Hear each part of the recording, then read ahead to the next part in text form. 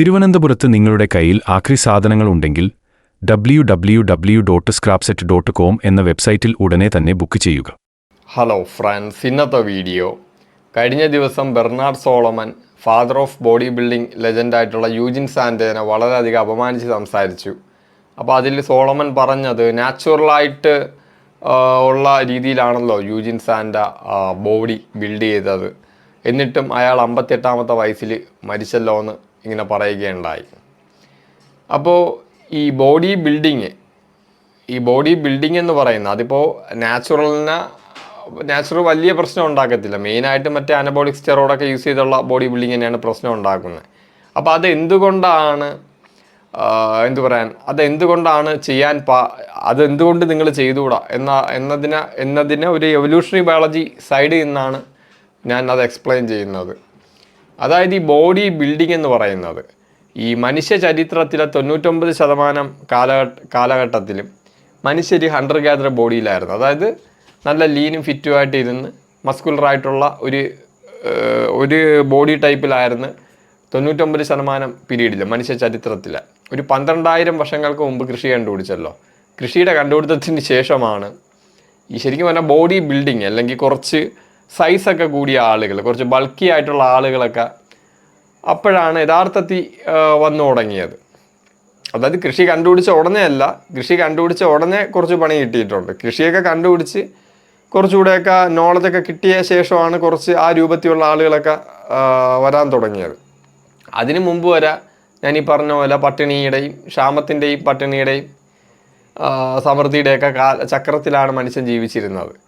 അപ്പോൾ കൃഷി കണ്ടുപിടിക്കുന്നതിന് മുമ്പ് അവൻ കുറച്ച് വലിപ്പം ഉണ്ടായിരുന്നു, അതായത് ശരീരത്തിന് വലിപ്പം ഉണ്ടായിരുന്നു. കാരണം തീയും വെപ്പണൊക്കെ കണ്ടുപിടിച്ചുകൊണ്ട് അവന് കൂടുതൽ നോൺ വെജ് കിട്ടും. അവൻ നോൺ വെജ് കഴിക്കുമ്പോൾ കൂടുതൽ ഗ്രോത്ത് ഫാക്ടർ ഇൻക്രീസ് ആവും, ഗ്രോത്ത് ഫാക്ടർ പ്രൊമോട്ട് ചെയ്യും. അപ്പോൾ കുറച്ച് വളർച്ചയുണ്ട്. കൃഷി കണ്ടുപിടിച്ച ശേഷം അവൻ്റെ ഹൈറ്റ് വീണ്ടും കുറഞ്ഞ്. കാരണം കൃഷി കണ്ടുപിടിച്ചപ്പോൾ ഹണ്ടർ ഗാദർ ആകുമ്പോൾ പലതരത്തിലുള്ള ഭക്ഷണങ്ങൾ കഴിച്ചു പോകും. കൃഷി കണ്ടുപിടിച്ചപ്പോൾ ഈ കാർബോഹൈഡ്രേറ്റ് തന്നെയാണ് കൂടുതലും കഴിക്കുന്നത്. അപ്പോൾ എന്ത് പറ്റി, ഈ പ്രോട്ടീനോ അങ്ങനെ ഒന്നും കിട്ടാതായി, വളർച്ചയെ സഹായിക്കുന്ന ന്യൂട്രിയൻ്റ് കിട്ടാതായപ്പോൾ ഓട്ടോമാറ്റിക്കലി വീണ്ടും ഹൈറ്റ് കുറഞ്ഞ്. പിന്നെ ഇപ്പോൾ ഫാക്ടറി കണ്ടുപിടിച്ച് യൂറോപ്പിൽ വന്നതിന് ശേഷമാണ് വീണ്ടും ഇപ്പോൾ ഹൈറ്റ് കൂടിയത്. അതായത് തീയും വെപ്പണും കണ്ടുപിടിക്കുന്നതിന് മുമ്പ് ഹൈറ്റ് കുറവായിരുന്നു, തീയും വെപ്പണും കണ്ടുപിടിച്ചപ്പോൾ പിന്നെ ഹൈറ്റ് കൂടി, കൃഷി കണ്ടുപിടിച്ചപ്പോൾ വീണ്ടും ഹൈറ്റ് കുറഞ്ഞ്, ഫാക്ടറി കണ്ടുപിടിച്ചപ്പോൾ വീണ്ടും ഹൈറ്റ് കൂടി. ഇങ്ങനെയാണ് അത് വന്നിരിക്കുന്നത്. കണ്ട, ഓരോ കണ്ടുപിടുത്തവും ഇതിന് പ്രോഗ്രസ്സിനനുസരിച്ച് കൂടിയും കുറഞ്ഞുമാണിപ്പോൾ വന്നിരിക്കുന്നത്. അപ്പോൾ അതിൻ്റെ കൂട്ടത്തിൽ പെടുത്താവുന്നൊരു കാര്യമാണ് ഈ ബോഡി ബിൽഡിംഗ് എന്ന് പറയുന്നത്. ഇങ്ങനൊരു സംഭവം നമ്മുടെ ശരീരത്തിന് പരിചയമില്ല. ഇതാണ് അടിസ്ഥാനപരമായിട്ട് എവല്യൂഷണറി ബയോളജി അനുസരിച്ച് മനസ്സിലാക്കേണ്ടത്. അതായത് ഈ കലറി, ഇപ്പോൾ ഈ മസിൽ ബിൽഡ് ചെയ്യണമെങ്കിൽ ബൾക്ക് ചെയ്യണമെന്ന് ഞാൻ തന്നെ പറഞ്ഞിട്ടുള്ള കാര്യമാണല്ലോ. അതായത് വലിയ മാസ് ബിൽഡ് ചെയ്യണമെങ്കിൽ ബൾക്ക് ചെയ്യണം. Bulk is equal to more calorie surplus, കൂടുതൽ കലറികൾ കഴിക്കണം. അത് എന്തിനാണ് കലറി കഴിക്കുന്നത്? അതായത് ഈ കൂടുതൽ മസിൽസ് നിർമ്മിക്കാൻ കൂടുതൽ ഊർജം ആവശ്യമുണ്ട്. ഈ മസിൽ നിർമ്മിക്കാൻ മാത്രമല്ല, നിർമ്മിച്ച മസിൽ നിലനിർത്താനാണ് പ്രധാനമായിട്ട് ഊർജ്ജം വേണം. ഈ ബൾക്കിംഗ് പേസ് എന്ന് പറഞ്ഞ് കുറച്ച് മാസങ്ങൾ ബൾക്ക് ചെയ്ത് അങ്ങനെ ഇരിക്കാനുള്ള കാരണം അതുകൊണ്ടാണ്. അതായത് 1 പൗണ്ട് മസിൽ മാസിന് അത് നിലനിർത്താൻ പോലും ഒരു 5 മുതൽ 10 കലറി വരെ വേണ്ടി വരും. അതായത് നിങ്ങളുടെ ശരീരത്തിലെ 1 പൗണ്ട് മസിൽ മാസ് അത് വളരാനല്ല, ഉള്ളത് നഷ്ടപ്പെടാതെ നിലനിർത്താൻ വേണ്ടി. അപ്പം നിങ്ങൾ വലിയ മസിൽ മാസ് ബിൽഡ് ചെയ്യുമ്പോൾ ബൾക്കിംഗ് ബേസിൽ കൂടുതൽ കലറി സർപ്ലസ് ചെയ്ത് കൂടുതൽ മസിൽ മാസ് ബിൽഡ് ചെയ്യുമ്പോൾ ആ ബിൽഡ് ചെയ്ത മസിൽ മാസ് നിലനിർത്തണമല്ലോ. അതുകൊണ്ടാണ് ആ ബൾക്കിംഗ് ബേസ് കുറച്ച് മാസങ്ങൾ തുടരുന്നത്. അപ്പോൾ നിങ്ങളുടെ ശരീരത്തിലുള്ള എത്രത്തോളം മസിൽ മാസ് ഉണ്ട് അത്രയും മസിൽ മാസ് നിലനിർത്താൻ നിങ്ങൾക്ക് കൂടുതൽ കലറി ആവശ്യമുണ്ട്. അപ്പോൾ അതുകൊണ്ടാണ്. അപ്പോൾ ഇന്നുള്ള ഈ വലിയ ബോഡി ബിൽഡേഴ്സൊക്കെ എന്ന് പറയുന്നത് ഇന്ന് ഈ ടെക്നോളജിയുടെ ബേസിൽ കിട്ടിയ കലറി കൊണ്ടാണ് അവരുടെ മസിൽ മാസ് മെയിൻറ്റെയിൻ ചെയ്യുന്നത്. ഇപ്പോൾ നമ്മൾ ഈ എവല്യൂഷണറി ബയോളജി സൈഡിൽ എടുക്കുകയാണെങ്കിൽ ഇപ്പോൾ പട്ടിണിയുടെ ക്ഷാമത്തിൻ്റെയും കാലഘട്ടത്തിലാണ് നമ്മുടെ ജീവിതം. അപ്പോൾ പെട്ടെന്ന് ഒരു ദിവസം ഭക്ഷണം കിട്ടാതാകുമ്പോൾ എന്ത് പറ്റും? കാരണം ഈ ഇവരുടെ അതായത് പെട്ടെന്ന് നമ്മുടെ ഈ ഗ്ലൂക്കോസ് ഉണ്ടല്ലോ, ഗ്ലൈക്കജൻ സ്റ്റോർ എന്ന് പറയും. നമ്മുടെ ലിവറിലും മസിൽസിലൊക്കെ ഉള്ള ഗ്ലൂക്കോസ് സ്റ്റോർ ചെയ്ത് വെച്ചിരിക്കുന്നതാണ് ഗ്ലൈക്കജൻ എന്ന് പറഞ്ഞാൽ. ഗ്ലൈക്കജൻ പെട്ടെന്ന് തീരും പട്ടിണിയാകുമ്പോൾ. അപ്പോൾ പെട്ടെന്ന് ഊർജ്ജത്തിനായിട്ട് ഈ വലിയ മസിലുള്ള ആളുകൾക്ക് എന്ത് പറ്റും, എവിടെ മസിൽസിനെ ശരീരം പെട്ടെന്ന് ഊർജ്ജമായിട്ട് എടുക്കും. അപ്പോൾ ഊർജ്ജമായിട്ട് എടുക്കുമ്പോൾ പെട്ടെന്ന് തന്നെ ആ മസിൽ മാസൊക്കെ പോയി അവർ പെട്ടെന്ന് വീക്കായിട്ട് മരണപ്പെടും. അതായത് മസിൽ മാസും വലിപ്പവും കൂടുന്നതിനനുസരിച്ച് കൂടുതൽ കലറി വേണം അത് നിലനിർത്താൻ വേണ്ടി. അപ്പോൾ ഞാൻ പറഞ്ഞ പോലെ തന്നെ അങ്ങനെ ഒന്ന് പ്രകൃതിയിൽ സാധ്യമല്ല. അപ്പോൾ അത് ഒരു തരം എന്ത് പറയാൻ, അത് ഇന്നത്തെ ഒരു ആധുനിക ലോകത്ത് മാത്രമേ സാധ്യമാവുള്ളൂ. ഇതാണ് അടിസ്ഥാനപരമായിട്ട് തിരിച്ചറിയേണ്ട ഒരു കാര്യം എന്ന് പറയുന്നത്. അപ്പോൾ അതുകൊണ്ട് തന്നെ ഇപ്പോൾ ബൾക്ക് ചെയ്യുന്ന ആളുകൾ ഇങ്ങനെ അത് ആ നിങ്ങൾ ബിൽഡ് ചെയ്ത മസിൽ മാസ് നിലനിർത്തണമെങ്കിൽ ആ ബൾക്കിംഗ് ബേസിൽ തന്നെ ജീവിതകാലം മൊത്തം പോകണം. നിങ്ങൾ കലറി കുറച്ച് കഴിഞ്ഞാൽ എന്ത് പറ്റി, ഈ മസിൽ മാസ് നിലനിർത്താനുള്ള ഊർജ്ജം കിട്ടാതെ ഈ മസിൽസിനെ എന്താ പറയുക ഊർജ്ജത്തിന് വേണ്ടി ഉപയോഗിക്കും. ഇപ്പോൾ ഫാറ്റും കുറവാണെങ്കിൽ പറയാൻ വേണ്ട, ഊർജ്ജത്തിന് വേണ്ടി പെട്ടെന്ന് ഉപയോഗിക്കും. അങ്ങനെ മസിൽ ലോസ് മൊത്തം വരും. അപ്പോൾ സ്വാഭാവികമായിട്ട് എന്ത് പറ്റി, ഈ പട്ടിണിയുടെ സമൃദ്ധിയുടെ ചക്രത്തിലായതുകൊണ്ട് മനുഷ്യൻ്റെ ശരീരം എപ്പോഴും ഒരു ഹണ്ടർ ഗ്യാദർ ബോഡിയിലായിരിക്കും. അതായത് ലീനായിട്ടിരുന്ന്, നമ്മൾ ലീനായിട്ടെന്ന് പറഞ്ഞാൽ സ്ട്രോങ് അല്ലാത്ത ബോഡിയല്ല, നല്ല ലീനും ഫിറ്റുമായിട്ട് ഇരിക്കുന്ന ഒരു ബോഡി. കാരണം അപ്പോൾ ലീൻ മസിൽ മാസേ കാണുള്ളൂ. അപ്പോൾ എന്ത് പറ്റും, പട്ടിണിയുടെ സമൃദ്ധിയുടെയും ചക്രത്തിൽ ജീവിക്കാൻ അവ അഡാപ്റ്റീവാണ്. കാരണം എവന് ലീൻ മസിൽ മാസേ ഉള്ളൂ, മറ്റവന് ബൾക്കി മസിൽ മാസം ഉണ്ട്. അപ്പോൾ കൂടുതലും മസിൽ മാസ് ഉള്ള സ്ഥിതിക്ക് അവൻ്റെ 1 പൗണ്ട് മസിൽ നിലനിർത്താൻ 5 മുതൽ 10 കലറി വെറുതെ നിലനിർത്താൻ തന്നെ, ഉള്ളത് പോവാതെ നിലനിർത്താൻ തന്നെ വേണം. ലീൻ മസിൽ മാസ് ഉള്ളവൻ്റെ ശരീരത്തിൽ മസിൽസ് കുറവായിരിക്കും, ഈ മസിൽ മാസ് കുറവായിരിക്കും. അവന് ലീൻ മസിൽ മാസേ ഉള്ളൂ. അപ്പോൾ ലീൻ മസിൽ മാസ് നിലനിർത്താൻ കുറച്ച്, അതായത് അതേ ലെവലിൽ കലറി മതി. മറ്റവന് മസിൽ കൂടി, ഇപ്പോൾ ഒരാൾക്ക് 100 കിലോ വലിയ ബൾക്കി ഹ്യൂജ് ഹൾക്കിനെ പോലെ ഇരിക്കുന്ന ആളാണെങ്കിൽ അവന് 3500 4000 കലറി വേണം അവന് നിലനിൽക്കാൻ വേണ്ടി, അതായത് അവർ ഉള്ള മസിൽ നിലനിർത്താൻ വേണ്ടി. അതേസമയം ലീൻ മസിൽ മാസ് ഉള്ളവൻ അതിൻ്റെ പകുതി ഒരു 2000 തന്നെ ധാരാളം മതിയാവും വരെ. അപ്പോൾ ക്ഷാമത്തിൻ്റെ കാലഘട്ടത്തിൽ എവല്യൂഷണറി ബയോളജി അനുസരിച്ച് ഈ ബൾക്കായിട്ടുള്ള ആളുകൾക്ക് അതിജീവിക്കാൻ പറ്റത്തില്ല. മനസ്സിലായി, അവൻ അത്രയും മസിൽ മാസ് നിലനിർത്താനൊന്നും പറ്റത്തില്ല. അവൻ്റെ മസിൽ ലോസായി അവൻ വീക്കായി നശിച്ചു പോകും. അതേസമയം നാച്ചുറലായിട്ടുള്ള ഒരു അസ്തറ്റിക് ബോഡി ഉള്ളവന് സുഖമായിട്ട് ജീവിക്കുക. രണ്ടാമത്തെ കാര്യം, ഈ ഗോത്രത്തിലുള്ള സ്ത്രീകൾക്കും കുട്ടികൾക്കൊക്കെ ഭക്ഷണം കൊണ്ട് കൊടുക്കണം. അതായത് ഈ ബൾക്കി ആയിട്ടുള്ളവൻ യവന് തന്നെ 4000 കലറി വേണം. അപ്പോൾ ഒരു എവല്യൂഷണറി ബയോളജി അനുസരിച്ച് ഒരു സ്ത്രീയുടെ മാറ്റ് സെലക്ഷനെ കുറിച്ച് നമുക്കൊന്ന് പറയാം. പരിണാമ ജീവശാസ്ത്രം അനുസരിച്ച് എണ്ണ തെരഞ്ഞെടുപ്പിൽ എവല്യൂഷൻ അനുസരിച്ച് സ്ത്രീകൾ നോക്കുമ്പോൾ ഒരുത്തൻ വലിയ സൈസും വലിയ മസിൽ മാസൊക്കെ, സ്ത്രീകൾ നോക്കുമ്പോൾ അവന് തന്നെ 4000 കലറി വേണം. അപ്പോൾ കിട്ടുന്ന ഭക്ഷണം മൊത്തം അവൻ തിന്ന് തീർക്കും. ഈ 2000 കലറി ഉള്ള ഈ ലീൻ മസിൽ മാസ് ഉള്ള സ്ട്രോങ് ആയിട്ടുള്ള ആളിന് എന്താണ് ഗുണം, അവന് 2000 കലറി മതി, ബാക്കി 2000 കലറി ഗോത്രത്തിലുള്ള സ്ത്രീകൾക്കും കുട്ടികൾക്കും കൊടുക്കുക. അപ്പോൾ സ്ത്രീകൾ നോക്കുമ്പോൾ, അപ്പോൾ സ്ത്രീകൾ ഇണയായിട്ട് തിരഞ്ഞെടുക്കാനുള്ള സാധ്യത കൂടുതൽ ആർക്കാണ്, ഈ ലീൻ ഫിറ്റുമായിട്ടിരിക്കുന്നവനാണ്. കാരണം മറ്റവനെ കാണുമ്പോഴേ സ്ത്രീക്ക്, കാരണം ഇവൻ്റെ കൂടെ ചെന്ന് കഴിഞ്ഞാൽ ഒന്നാമത് ക്ഷാമം വരുമ്പോൾ ഇവൻ്റെ കാര്യത്തിൽ തീരുമാനമാവും. രണ്ടാമത്തെ കാര്യം, ഈ ഭക്ഷണമൊക്കെ ഇവൻ തിങ്ങും, ഈ ഗോത്രത്തിലുള്ള കുട്ടികൾക്കും സ്ത്രീക്കും കിട്ടില്ല. മറ്റവൻ്റെ കൂടെ ആകുമ്പോൾ എന്ത് പറ്റും, അവൻ ദീർഘദൂരം പോയി ഭക്ഷണം കൊണ്ടുവരാനും പറ്റും, അവന് കുറച്ച് മതി, അപ്പോൾ ബാക്കിയുള്ള ഭക്ഷണമൊക്കെ അവർക്ക് കിട്ടും. അപ്പോൾ മാറ്റ് അങ്ങനെയാണ്, ഇതൊക്കെ എവല്യൂഷൻ പരമായിട്ട് വർക്കാവുന്നതാണ്. അതുകൊണ്ടാണ് ഈ സ്ത്രീകൾ നോക്കുമ്പോൾ ഈ ബൾക്കി ആയിട്ടുള്ള ആളുകളുടെ അടുത്ത് ഇവർക്ക് വലിയ ബഹുമാനവും റെസ്പെക്റ്റൊന്നും സ്ത്രീകൾക്ക് ഇല്ലാത്ത അതുകൊണ്ടാണ്. അതുപോലെ തന്നെ ഈ പരിണാമ വീക്ഷണ കോണിൽ നമ്മുടെ ഈ ബീജത്തിൻ്റെ ക്വാളിറ്റി ആയിട്ടും ബന്ധമുണ്ട്. അതായത് ഈ ബൾക്കിങ്ങും ഈ ബൾക്കായിട്ടിരിക്കുന്ന ഈ വലിയ ബോഡി ബിൽഡിങ് ബോഡി, അതായത് വലിയ തുടകളും വലിയ മറ്റേ വയറും ഇതൊക്കെ ആയിട്ടിരിക്കുമല്ലോ, ഭയങ്കര ഹ്യൂജ് ആയിട്ടിരിക്കുമല്ലോ.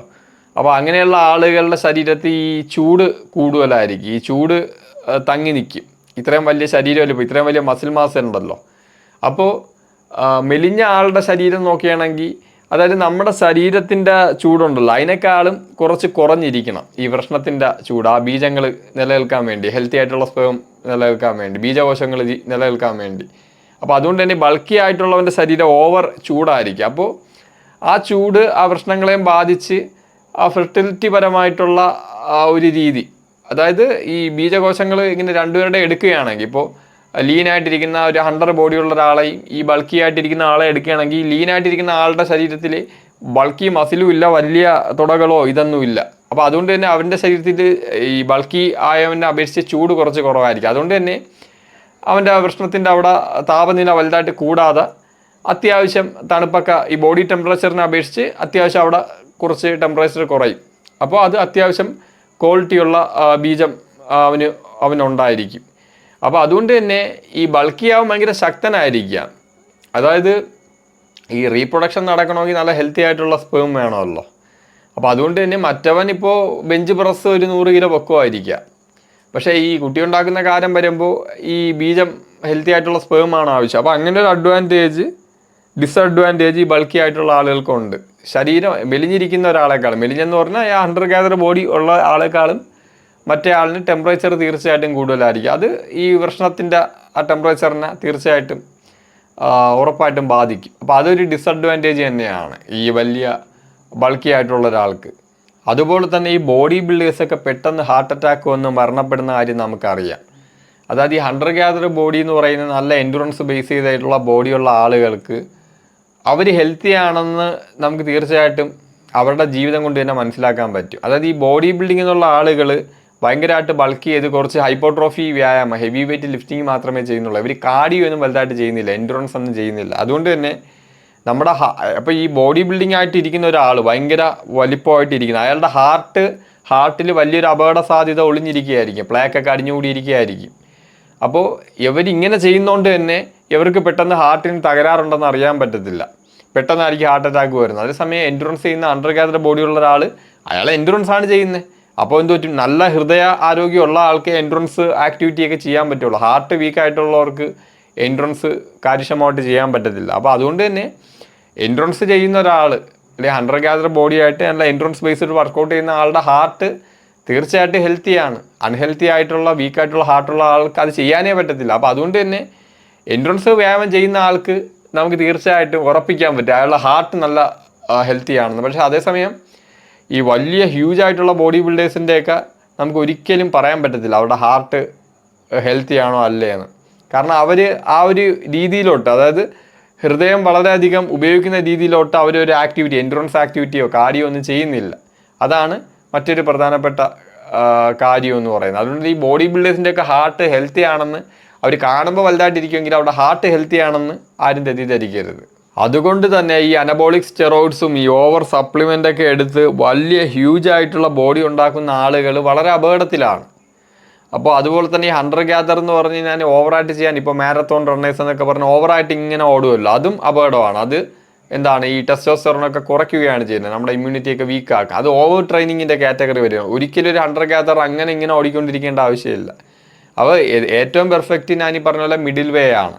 അതായത് നാച്ചുറലായിട്ട് വെള്ളവും ഭക്ഷണവും കഴിച്ചൊക്കെ ഉള്ള ഒരു ബോഡി ബിൽഡിങ് വലുതായിട്ട് ബാധിക്കത്തില്ല. അത് ലോങ്വിറ്റിക്ക് ബെസ്റ്റ് ഒന്നുമല്ല, പക്ഷെ വലുതായിട്ട് ബാധിക്കത്തില്ല. ഈ ചെറിയ രീതിയിലേ ബാധിക്കുകയുള്ളൂ ഈ ബോഡി, ഈ ലോങ്വിറ്റീനെയൊക്കെ. അത് നിങ്ങളുടെ ലോങ്വിറ്റി ആണെങ്കിൽ നല്ല അണ്ടർ ഗ്യാദർ അസ്തറ്റിക് ബോഡി, ഇപ്പോൾ റൊണാൾഡോയുടെയൊക്കെ ബോഡി കണ്ടില്ലേ, അതേ ലെവൽ ബോഡി ആയിരിക്കും മാക്സിമം ലോങ്വിറ്റിക്ക് നല്ലത്. പക്ഷേ നാച്ചുറലായിട്ട് അത്യാവശ്യം ബൾക്ക് ചെയ്തെന്ന് പറഞ്ഞ് ഈ സ്റ്റെറോയിഡ് അടിച്ചവന്മാരെ അപേക്ഷിച്ച് വലിയ പ്രശ്നമൊന്നുമില്ല. എന്നാലും കുറച്ച് ഡിസഡ്വാൻറ്റേജ് ഞാൻ നേരത്തെ പറഞ്ഞ പോലെയൊക്കെ ഉണ്ട്. അപ്പോൾ ഏറ്റവും പെർഫെക്റ്റ് ഒരു മിഡിൽ വേയിലുള്ള ബോഡിയാണ്. ഒരു നാച്ചുറലായിട്ട് നല്ല ഹെൽത്തിയും ഫിറ്റും ലീൻ മസിൽ മാസൊക്കെ ഉള്ള ഒരു ബോഡി ബിൽഡ് ചെയ്യുക, അത് തന്നെയാണ് ഏറ്റവും ബെസ്റ്റ് എന്ന് പറയുന്നത്. അപ്പോൾ ഇതാണ് എനിക്ക് പറയാൻ തോന്നിയത്. കാരണം ഈ നാച്ചുറലായിട്ട് ബോഡി ബിൽഡിങ് ചെയ്ത് യൂജിൻ സാൻഡ് 58-ാമത്തെ വയസ്സിൽ മരിച്ചു എന്ന് പറയുമ്പോൾ പല ആളുകൾക്കും വിചാരിക്കും അതെന്തുകൊണ്ടാണ് എത്രയും ഹെൽത്തി ആയിട്ടുള്ള ഒരാൾ അങ്ങനെ മരിച്ചതെന്നൊക്കെ സംശയം തോന്നും. അപ്പോൾ ഇതാണ് യാഥാർത്ഥ്യം എന്ന് പറയുന്നത്. അപ്പോൾ അതുകൊണ്ട് തന്നെ ഈ പോയിൻ്റൊക്കെ മനസ്സിലാക്കി, ഇപ്പോൾ അത്യാവശ്യം ഹെൽത്തും ആരോഗ്യമൊക്കെ വേണമെന്നുള്ള ആളുകൾ ഈ ഓവറായിട്ട് ഈ സ്റ്റെറോയിഡും ഇതൊക്കെ ഉപയോഗിച്ച് ഇപ്പോൾ ഒരു ട്രെൻഡായിട്ട് മാറി. എനിക്ക് തന്നെ ഒരുപാട് പേര് മെസ്സേജ് അയക്കുന്നുണ്ട്, ഞാൻ സ്റ്റെറോയിഡ് എടുക്കാൻ പോകണമെന്ന് പറഞ്ഞ് ഒരുപാട് പേര്. അപ്പോൾ അവരുടെ അടുത്തൊക്കെയാണ് എനിക്കിത് പറയാനുള്ളത്. ഇതിൻ്റെയൊക്കെ അപകട സാധ്യതകൾ മനസ്സിലാക്കണം. പിന്നെ വാഷ് ഔട്ട് ചെയ്യണ കാര്യങ്ങളെക്കുറിച്ച് അവന്മാർ പറയും. വാഷ് ഔട്ട് എന്ന് പറഞ്ഞാൽ എന്താ, അത് പെർമനൻ്റായിട്ട് സ്റ്റെറോയിഡ്സ് പല ഡാമേജസും ഉണ്ടാക്കുക, അത് നമുക്ക് അറിയാൻ പറ്റത്തില്ല. അത് വാഷ് ഔട്ട് ചെയ്താൽ, ഉപയോഗിച്ച് കഴിഞ്ഞ് വാഷ് ഔട്ട് ചെയ്താൽ ശരീരം 100% പഴയതുപോലെ ആവുകയൊന്നുമില്ല. ചില ഡാമേജുകൾ പെർമനൻറ്റ് ഡാമേജസ് ഉണ്ടാക്കുക, അത് കുറച്ചുകൂടെ കഴിഞ്ഞേ അതിൻ്റെ ഭവിഷ്യത്തൊക്കെ നമുക്ക് അറിയാൻ പറ്റുള്ളൂ. അപ്പോൾ അതുകൊണ്ട് തന്നെ ഏറ്റവും ബെസ്റ്റ് ബോഡി എന്ന് പറയുന്നത്, അതാണ് പറഞ്ഞു, നിങ്ങളുടെ ഗോൾ അനുസരിച്ച് നോക്കണം ഏറ്റവും ബെസ്റ്റ് ബോഡി ഏതാണ്. അതുപോലെ മാച്ച് സെലക്ഷനുമായിട്ട് ബന്ധപ്പെട്ട് ഞാൻ പറഞ്ഞില്ലേ, ഈ ബൾക്കി ആയിട്ടുള്ള ആളുകളെ നിന്നും അവരുടെ ആ ലുക്ക് കൊണ്ട് മാത്രമല്ല, ഈ സ്ത്രീകൾ പരിണാമപരമായിട്ട് ചിന്തിക്കുന്നത് അവരാ എന്താ പറയുക, റിസോഴ്സ് കൊടുക്കാൻ ഇവൻ്റെ ശരീരം കണ്ടിട്ട് പറയും. ഇപ്പോൾ ഒരു ബൾക്കി ശരീരവും ഒരു ഹണ്ടർ ഗ്യാദർ ശരീരം കാണുമ്പോൾ ബൾക്കി ശരീരമുള്ളവൻ കിട്ടുന്ന ഭക്ഷണം അവന് തന്നെ തികയില്ല. അപ്പോൾ ഈ സ്ത്രീയെയും കുട്ടിയെയും അവൻ എന്താണ് നോക്കാൻ അവന് പറ്റത്തില്ല. അതേസമയം ഈ ഹണ്ടർ ഗ്യാദർ ബോഡി ഉള്ളവന് അറിയാം അവന് കുറച്ച് മതി, അപ്പോൾ കൂടുതൽ ഭക്ഷണവും അവൻ കുറച്ച് കഴിച്ചിട്ട് ബാക്കി മൊത്തം അവർക്ക് കിട്ടും. അപ്പോൾ ഇതൊക്കെ എവല്യൂഷൻ പരമായിട്ട് സ്ത്രീകൾക്ക് അറിയാം. അതുകൊണ്ടാണ് അവർ അതിലോട്ട് അട്രാക്റ്റ് ചെയ്യപ്പെടുന്നത്, ഈ ഹണ്ടർ ഗ്യാദർ ബോഡിയുള്ള പുരുഷനിലോട്ട്. അപ്പോൾ ഇതൊക്കെയാണ് മനസ്സിലാക്കേണ്ടത്. അപ്പോൾ ഏറ്റവും പെർഫെക്റ്റ് അത് തന്നെയാണ്. ഈ ഹൺഡ്രഡ് ഗ്യാദർ ആയിട്ടുള്ള ബോഡി, അതായത് നാച്ചുറലി ഈ റൊണാൾഡോ ടൈപ്പ് അങ്ങനത്തെയൊക്കെ ബോഡി. ഇപ്പോൾ അല്ലെങ്കിൽ ഇപ്പോൾ എൻ്റെ ടൈപ്പ് ബോഡിയൊക്കെ ഞാനിപ്പോൾ ഓവറായിട്ട് ഇങ്ങനെ ബൾക്ക് ചെയ്തിട്ടില്ല. വേണമെങ്കിൽ എനിക്ക് ചെയ്യാം, ഞാൻ അതൊരിക്കലും ചെയ്തില്ല. ഞാൻ ഒരു ഡീസൻറ്റ് ലെവലിൽ, അതായത് ഓവർ ബൾക്കും അല്ല ഓവർ കട്ടും അല്ല, ആ രീതിയിലാണ് ഞാൻ ഇപ്പോൾ മെയിൻറ്റെയിൻ ചെയ്ത് പോകുന്നത്. അപ്പോൾ ഓക്കെ ഫ്രണ്ട്സ്, സീ യു. തിരുവനന്തപുരത്ത് നിങ്ങളുടെ കയ്യിൽ ആക്രി സാധനങ്ങൾ ഉണ്ടെങ്കിൽ www.scrapset.com എന്ന വെബ്സൈറ്റിൽ ഉടനെ തന്നെ ബുക്ക് ചെയ്യുക.